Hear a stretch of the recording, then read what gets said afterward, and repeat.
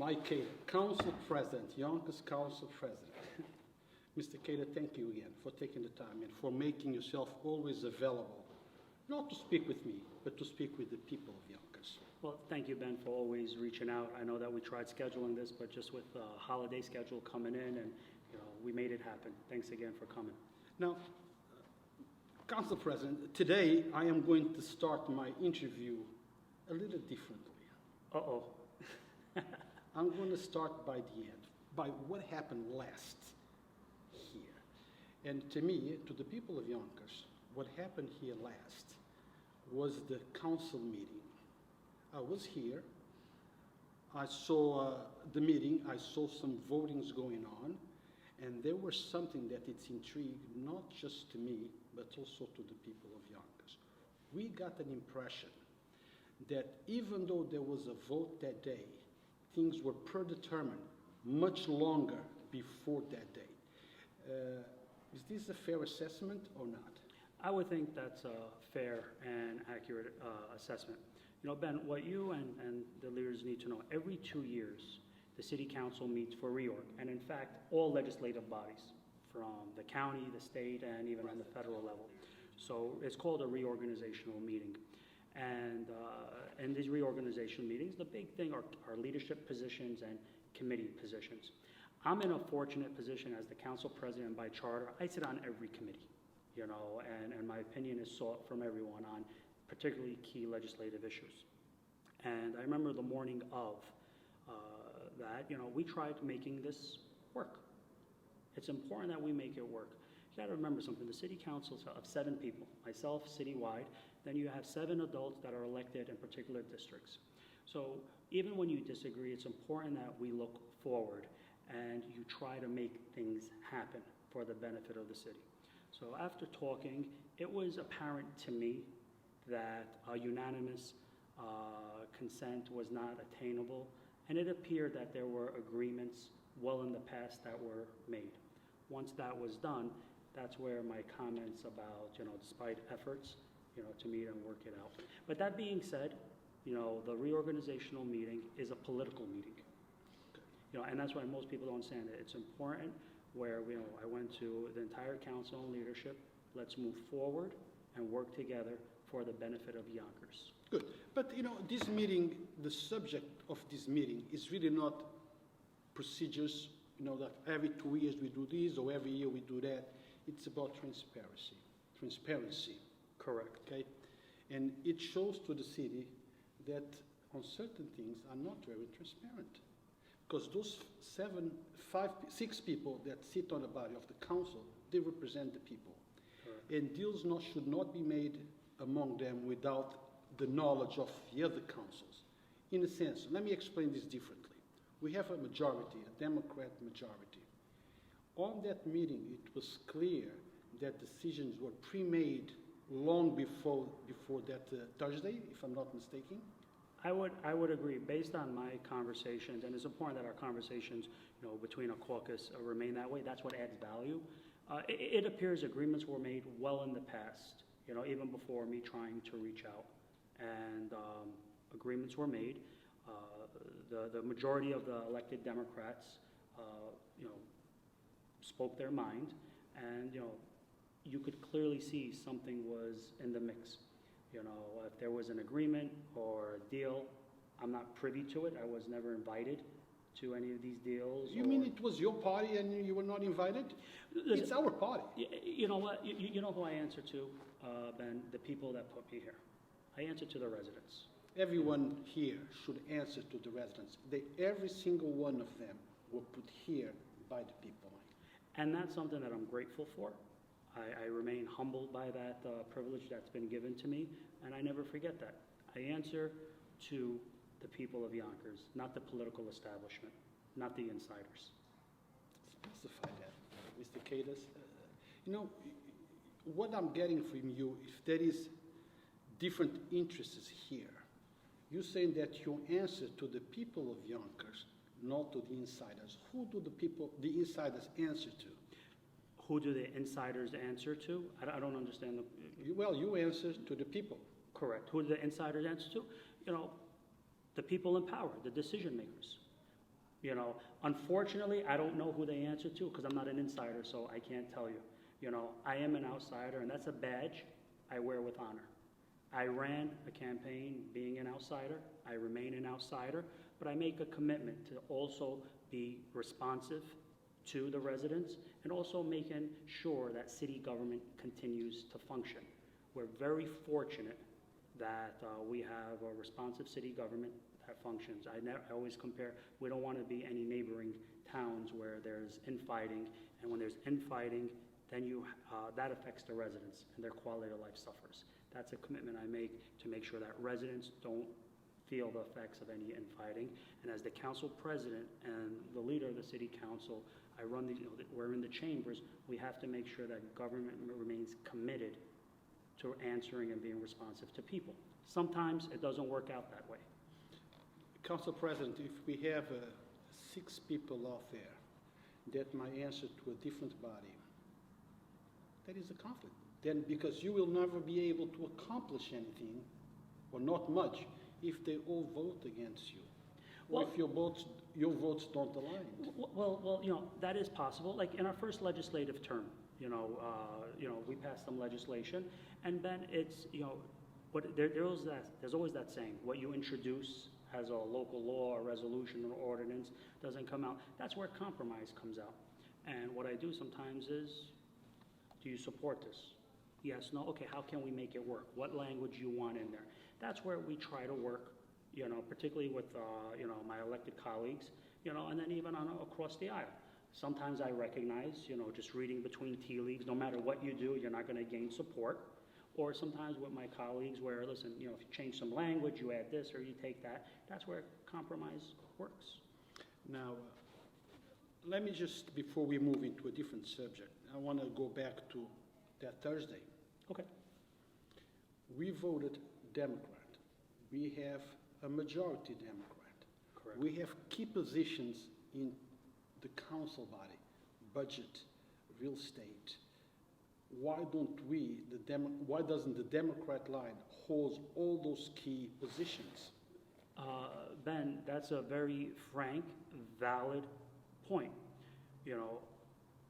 In my opinion, real estate, particularly with the economic boom we're going here and the development going on here and the budget, those are 2 key positions. They're under elected Republican control. I can't answer why without speculating. I think that you would need to ask the people that supported the majority leader why they were able to get that. The majority leader who is a Democrat. Correct. Who gave these positions to, John Rubel is now a conservative Democrat. Is that the right term? I don't want to be incorrect.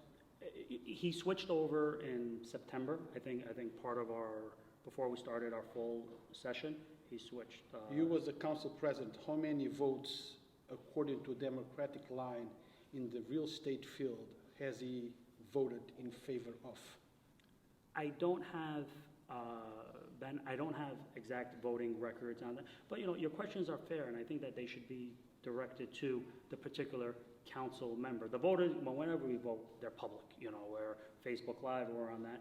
To say what his voting record is, that was something that you should Check on it. Yeah. Well, the reason I'm asking is because since the subject is transparency, and sometimes we get something, but then something else happens, that means there is not too much transparency there. Agreed. Well, and so I think what you're trying to say is, how can we have, and again, if I miscategorize, please correct me. I think what you're trying to say is, if we have a Democratic majority, and then there's a supermajority when one member switched over, why are key positions and other? Fair point, and I think that you would need to address that question to the people that were part in that room making that deal. That's one of the reasons why I said no. Should you have been involved in that party? Meaning that room, that meeting? Ben, I want to be involved in anything that's good for the city.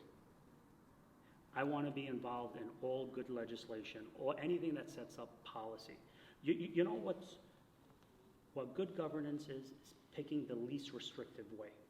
So the fact that I wasn't invited to that meeting lets me know that maybe intentions were to empower other people. Again, I can't comment, I can't quite, because I wasn't there. So again, your questions are very valid, but I think that you need to pose them to the people. We that will, were- but since I don't have him here, I have you now. So you were not invited, but were you notified of those meetings?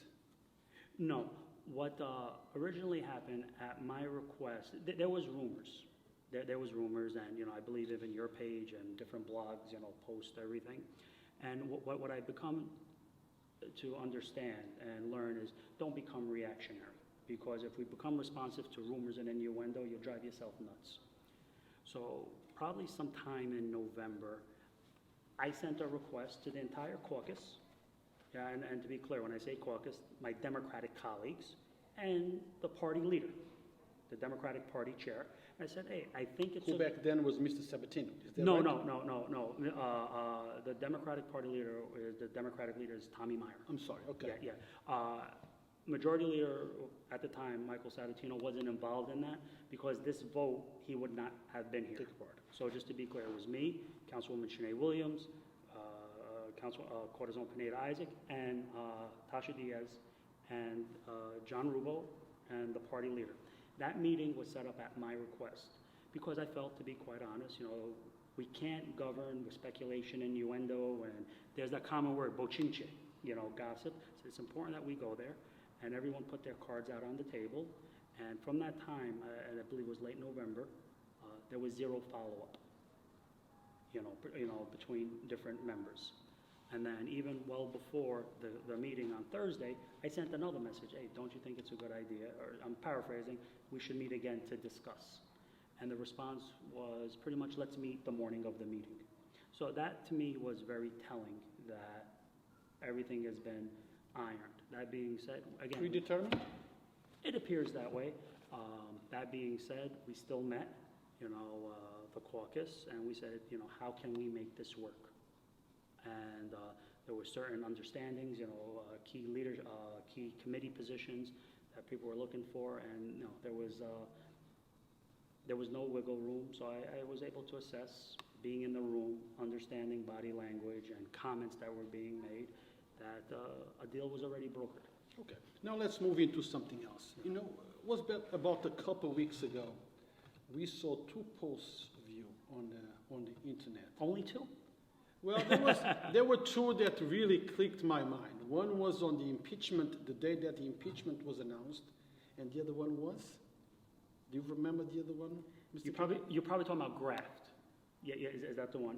Yeah, the impeachment one was important. And if you look at my wording, I'm sorry, I have to cut you off. Sure. We're not here focusing on wording. Okay, all right. We are focusing on the subliminal message. What's that word? What's that? I have a hard time. Subliminal, how you say it? Subliminal? Yeah, no. Okay, that one. Subliminal. Yeah. Message of the post. We all can read what you wrote, but the meaning of what you wrote, that's what I want to focus on. Yeah, sure. I think the meaning was pretty clear-cut. Our founding fathers, I believe in the Constitution. It doesn't matter what amendment, you can't cherry pick. And there's a fundamental principle of checks and balances, and no executive at the federal level, state level, county level, or local level is above the law. A system of checks and balances are in place, and that's what the residents have to know. That's where it was. I think it was a historic impeachment. Yeah, the impeachment was. Yes, it was, regardless of how you feel about it, out of 45 presidents, this was only the 3rd one. But I don't think we talk about Trump. No. I don't think we No, talk about I'm President answering Trump. What is the connection between that post and Yonkers? I think the message, did you try to say that there is something in Yonkers that some people might think or I think feel? maybe you're reading too much into it. But Am I reading too much? Yeah, no. A whole bunch of people are reading too much into it. No, it's possible. And again, it was. I think it was concise and precise. But just no executive is above the law, and the system of checks and balances was designed by our founding fathers to prevent any type of overreach or abuse of power. That doesn't happen in Yonkers, right? You're not insinuating that we have some of that right here. I'm just trying to make it clear that we understand exactly what you meant. You know, abuse of power is a relative term, so you have to add context to it. There's certain things that maybe I don't like that are within the confines of the law. So, you know, to answer that question, I think there's abuse of power everywhere. Even in your office? Well, my office doesn't have power to You have abuse. a certain power, Mike. We all have a little power. Well, no, I we have have power on Yonkers Voice. I can choose what to put up or what not to put up. And That's some but isn't discretion, isn't that discretion? If it's newsworthy or if it's not newsworthy? it's a fine line. No, it does. So, like, for example, okay, do I have power to introduce legislation, a local law, an ordinance, or a resolution? Absolutely. But so does my six other colleagues. Do I have power to vote yes or no on any issue? Yes. So do the other six So you vote your colleagues. conscience, but that's Yeah. I think it's different. Abuse of power is something that we shouldn't be doing, but we do it just because we can, Well- or because we feel that we can. I think abuse of power could be characterized, and I don't want to get into the psychological issues of it. I think it's also a character. It could be, some call it a character trait, you could call it a character flaw. I like to govern by empowering people, and you let people stand on their own merits, and they justify. You know, Niccolo Machiavelli, he wrote and most people refer by his last name, Machiavelli, you know, he wrote a book called The Prince, and there's a common line, and it said, if you give people too much, they don't need you. If you give them too little, they don't want you. And that was, again, I'm paraphrasing a more simplified term, is you can't micromanage adults. They're going to do what they want, and I think it's for whatever the council wants to do, they have to justify with their own conscience, with their supporters, with their family and their friends. So I never block legislation. Sometimes I might be critical of something, if it's, for example, if it's a fee, imposed by the building or planning department, or if it's an increase in, the water rates, or if it's a budget vote, What I never try to do, and I think it's important that when you try to set the agenda, you take the ability for people to govern. If somebody feels this is a good vote, they put it out there and they justify it. And if somebody thinks it's a bad vote, you put it out there and justify it. I think there's been many times where I was the only person or one out of two votes, But what I try to do is always give a clear and concise answer why I'm for something or why I'm against something. Even when people come to city council, there's a rule, you have to sign up before you talk. And Ben, I always say, if somebody's coming to a Tuesday night at nighttime, they parked their car, they came up these steps, and if they didn't sign up to speak, but they're here, I'm going to let them talk. Mm-hmm. Again, that's a style that I have. You can't have people, you can't tell people, get active, be, and engage in city government, but no, you can't do that. No, you can't do that. No, I don't support that. My issue is if I don't support it, go get the votes from somewhere else. Now, Mike, there is three key positions that, two, that were just appointed, or about to be appointed. Mr. McGrath was appointed as a city judge, Yes. and Mr. Liam McLaughlin is going to be appointed, or at least that's what the rumors say, to IG in Yonkers. We have Mayor Spano, who appointed both. Liam is a Republican. Mayor Spano is a Democrat. There is a cross-party lines appointment. How is this going to affect Yonkers? Is this a good move? And if it is, how? Or if it's not, why not? Well, is it a good, again, it's a relative term. I guess you're asking me what's my opinion on these two Basically. appointments. Okay, so I'm trying to get to it. What do you think about these two? One of the key roles is the mayor has, as any executive, has the absolute right to appoint anyone to that position. That's pursuant to charter, pursuant to law. If the mayor appointed Brendan, Judge McGrath, or anyone else, they would have to go through the election process, and I believe that's coming up, in this election season. Correct. So, that's a discretionary issue. that you would have to ask. But that was not the question. Okay. We all know that the mayor has the right, as the president has the right, to appoint whoever he wants to a Supreme Court position. Correct. My question is, how do you see these appointments, How do I see their appointment? those appointments? I assume the mayor, and it's, Brendan served on the Inspector General. There was a previous relationship. I don't know if the mayor interviewed people for the appointment or how many people were interested in the appointment. That's something, again, that you would have to say, put to the mayor. I could tell you this, that, we live in very turbulent times politically, you see across the country. National-wise? Yeah, national-wise.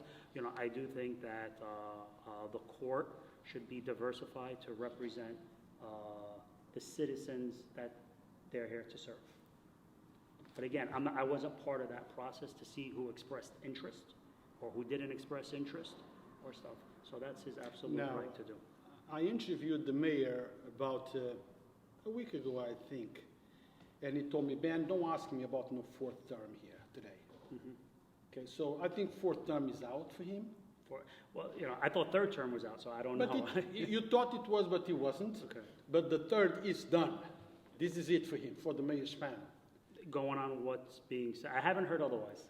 Is foundation being put in place for when the mayor decides to move on, that a spot will be left for one of those two individuals, or maybe one that has been appointed to a position now? I don't understand the question. I'm Mayor sorry. is leaving in 3 years, 4 years. Well, he just got sworn, so his term is 4 years. 4 years. Yes. Once it leaves, probably he wants to keep Yonkers in the same path as he took it up to now. Is Mr. Liam a possible replacement? Is he there for that reason? I do not know.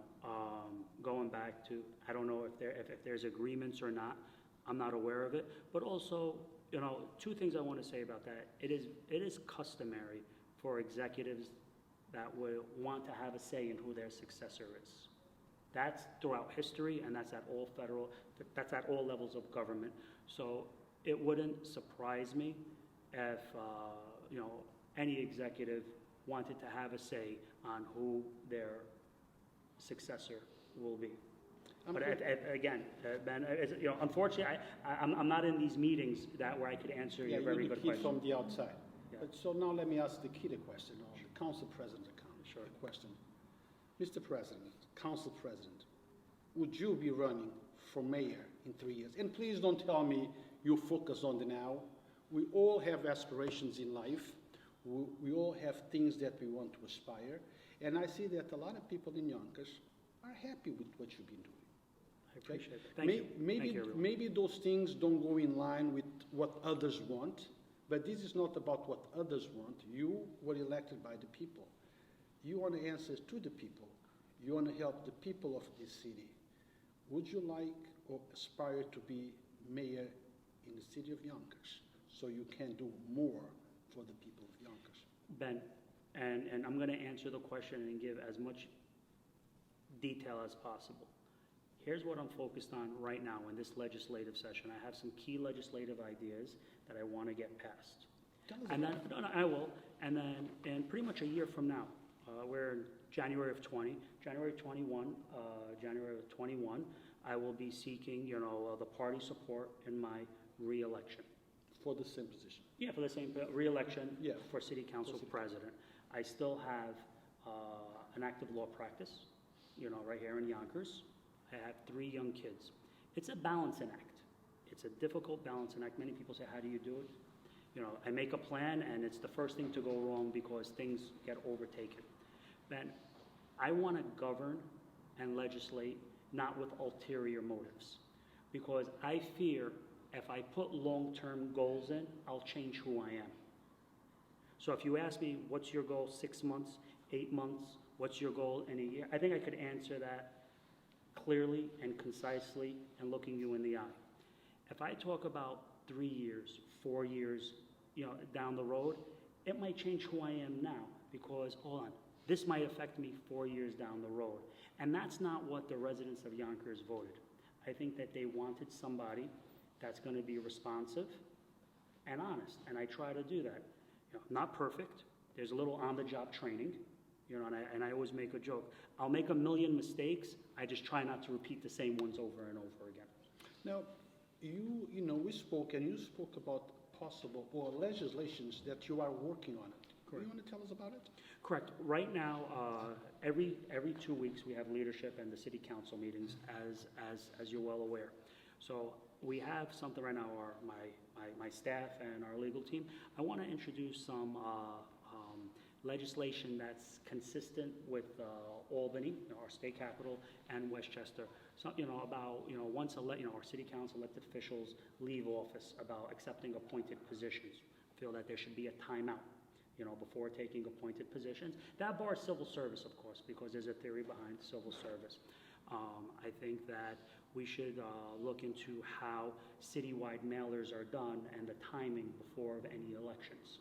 You know, I remember a little over a year ago, you know, one of the rationale for extending term limits, even though I voted no against it, was the county has it. Simultaneously, I think the county has some very good legislation and laws in effect, and I think we should emulate those also. So we're looking at the legality of it, the language of it, and that would hopefully be introduced you know, coming soon. You know, it's not a secret that I'm a big advocate for small business. Right now, businesses right now have to close at, they open from 6 a.m. to 12 midnight. I would like to see if we're able to extend it to 2 a.m., for example. What I realize is that there's so many fees that hurt small businesses. So if we're going to impose these fees and these permits and these applications, at least let's give them an opportunity to succeed. But it's a balance then between quality life and residents and promoting small business success. Can you be more specific about this barment that you talk about within 2 years? Be more you know, being barred from an appointed position within 2 years after you leave office. Oh, yes. Be more specific. Okay. Well, the reason why I don't have, because I'm doing the research on it, but I could give you an example. When I left the federal government after working in intelligence, I couldn't take certain positions, you know, for 18 months. I know on the state, you know, when leaving elected office, I believe it's a year, and I think the county has something similar. I think that it's important that the city council, and let's be realistic, we're not Congress, we're not state, we have 7 elected city council members. I think that once they leave office, for whatever reason, termed out, re-election, resign, retire, whatever the purpose is, I think that they should be limited and accepted appointed positions for employment or for boards. You're talking about more or less like Mr. Sabatino just took a position within the City Hall? You know, Ben, I want to be very clear. You know, I had the privilege of serving with Majority Leader Sabatino, and I learned a lot from him in our 2 years here. And it's important that, it's unfortunate that that's how people this is something about, no, it's not about that. This is about the 220,000 people, residents that have distrust and they're not engaged in city government. So it's not about one person, well, and that would be wrong. I don't want to make this about him, but the reason why I used him, it's because a lot of people, you know, I speak with people, and they tell me that... You have friends? Yeah. Oh, surprisingly, really? I do. I have a few. Are they real accounts or fake accounts? Some are fake. Okay, but the reason I'm saying that, because I talk to people, okay, and they tell me that one of the reasons why Mr. Sabatino voted this way or that way was because of this and that. Well, so I just want to filter out. Would your proposed legislation, when it comes, it would affect that kind of a situation? Well, that would be one of the intended purposes, where the main purpose of this is very easy. Residents of Yonkers, we have heard you. We know you're disappointed. We know you're disgusted. We know that you're disheartened by what you see in these city council chambers sometimes. So if we could add a layer of some form of accountability, that's something that wasn't here before I got here. But Council President, voting have consequences. Agreed. Right? And Mayor Spano had the majority by a landscape of the votes to lead Yonkers. Seems like the majority of the people of Yonkers are happy with things the way he does things, no? Again, you know, I mean, I would see so. The numbers don't lie. I think there were candidates, 80-20, 70-30, you know. Something like that. You know, it was clearly a referendum that, you know, people like what he's doing. The numbers don't lie. Don't lie. Yeah. Now, Council President, I have to thank you, you know, for giving us in Yonkers Voice the first opportunity for a cyber town hall. Right. I have to tell you that a lot of people are very happy because they cannot come out of work, go home, take care of kids, family, and then come and spend a few hours here. So from work, from the comfort of their own homes, they can follow, ask questions, that then you can pick and answer here and there. So thank you for taking the chance, because now a lot of other people are, you know, stepping forward, you know, and asking for cyber town halls. We had a few. Yeah, we're trailblazers, right? Yeah. I actually remember the time, I think it was in the summertime, where like, you know, Ben, do I really want to do this? I mean, it's difficult to be out there and you're not too sure what to expect. And, but I said, you know, you answer your questions, you stay true to yourself. So I'm glad that other electeds are following suit, and it should always be that way. So we're trailblazers, Ben. Thank you. Thank you so much. So guys, stay tuned for the next cyber town hall with the Yonkers Police Commissioner John Mueller, coming up on January 15 at 3 p.m. He will also be taking questions. He will also addressing the people of Yonkers, talking about social issues, policing, relationship between police and community. So stay tuned for more. Thank you to Mr. Council President Mike Khader, and thank you for watching. Thank you, everyone. Take care, Ben. Thank you so much.